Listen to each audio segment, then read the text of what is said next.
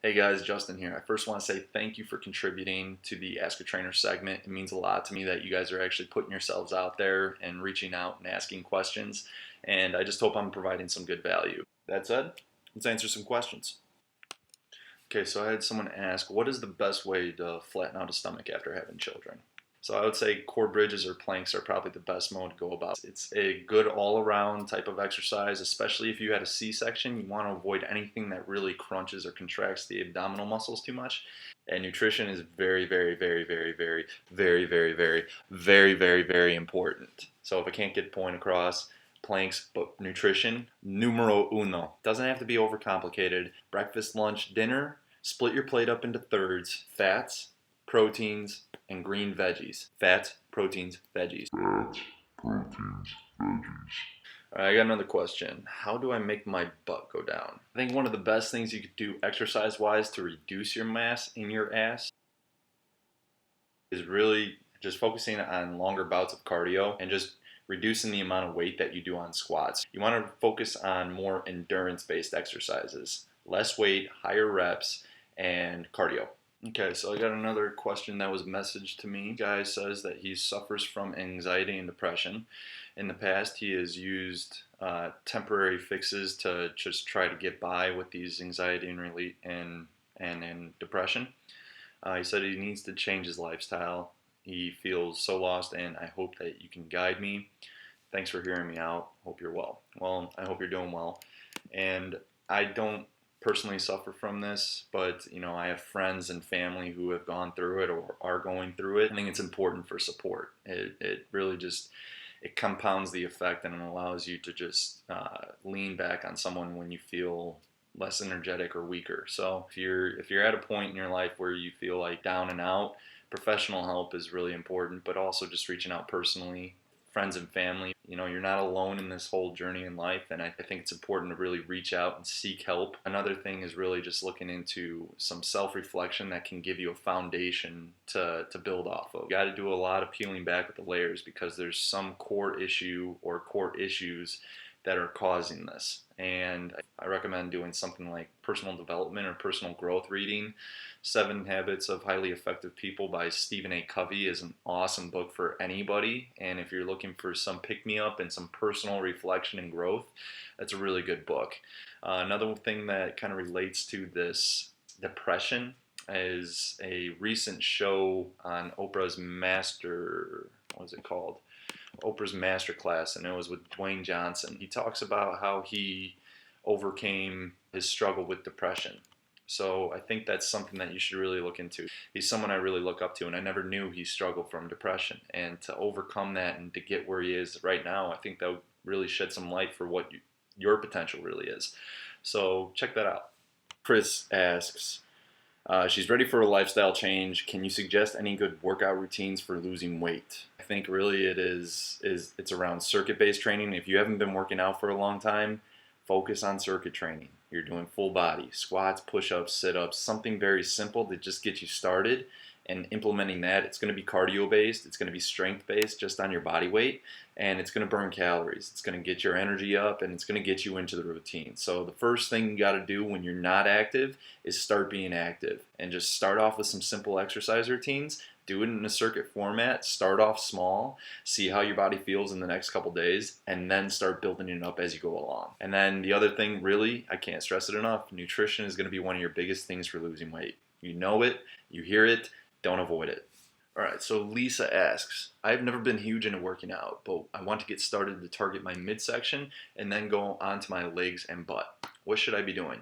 Well, you should be doing something that's all well-rounded. Especially when you're starting off, it's better to go whole body instead of segmenting pieces, because if you haven't been working out for some time and then you go to target a specific muscle group, you're going to be rocked. You just want to take it easier and do a whole body exercises.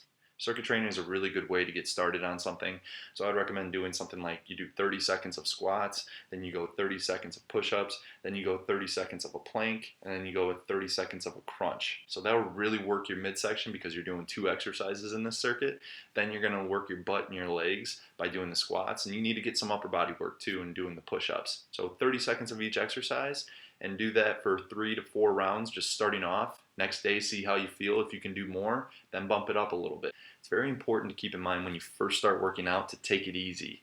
We have this mentality where we want to get into it and hit the ground running, but you really, if you haven't been training, you got to start off easy and see how your body acclimates to the training, and then go at it harder if you feel okay with that. Just keep that in mind.